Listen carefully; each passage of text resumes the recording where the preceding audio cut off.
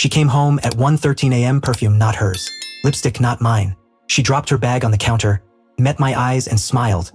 The lazy, condescending smirk I had once found charming. Be grateful I even came home, she said. I studied her. Calm, steady. Thanks. But why? You don't live here anymore. Her smirk vanished. The silence that followed felt like the calm before execution. I met her 9 years ago in a coffee shop that smelled of rain and burnt espresso. She was chaos, beautiful, intoxicating chaos that convinces you it's passion. We built a life together, shared accounts, dreams, secrets. I thought love meant trust. She thought love meant control. At first, I didn't notice the distance, the missed calls, the nights she claimed to be working late. Love blinds you until the knife slides in. The lies became rhythmic, rehearsed. Her laughter softened around me, louder on her phone. She guarded her messages like state secrets. One night, I accidentally picked up her ringing phone. His name flashed, Daniel. The voice that answered wasn't a colleague. Hey, beautiful. Home yet? I didn't speak. I listened. Something inside me went silent, the part that begged for her love. I didn't confront her that night. Emotion makes mistakes. Strategy doesn't. I gathered proof.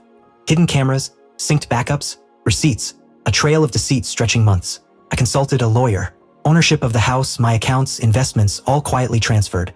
She thought joint meant equal. Didn't. I let her believe she was clever, manipulative. Pride is a dangerous blindfold. I smiled through dinners, anniversaries, fake apologies, knowing every move before she made it. 2 weeks before confrontation, I sent flowers to her office, to my loyal wife. She laughed about it with him. Perfect.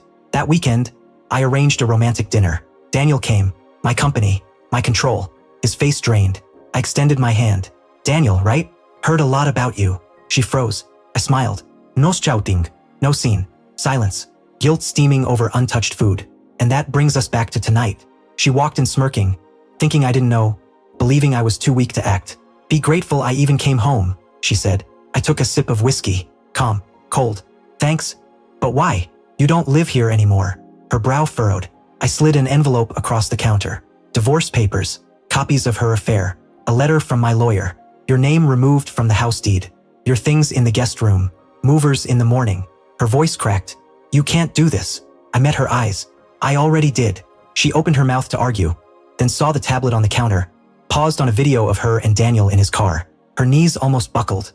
She looked at me like I'd become someone else. Maybe I had. She didn't sleep that night. I did peacefully. By morning, the house was quiet. Not empty, just peaceful. Was it worth it? I asked. She didn't answer, staring at her coffee as if it could offer forgiveness. I was always loyal, I said softly, just not blind. The movers arrived at 9. She left without looking back. Daniel lost his job a week later, company policy, backed by proof. Life is quieter when lies stop echoing. I still make 2 cups of coffee out of habit, but drink only 1. I didn't destroy her life. I returned it without protection, without forgiveness. Revenge doesn't always burn. Sometimes it's ice. Patient, silent, deliberate. She once said, "You'd never survive without me." Funny. I've never felt more alive. I deleted the videos last night.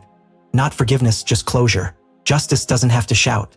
Sometimes it's a man sitting alone in a quiet house, knowing he played the game better. She came home smirking. She left broken, and I never raised my voice once.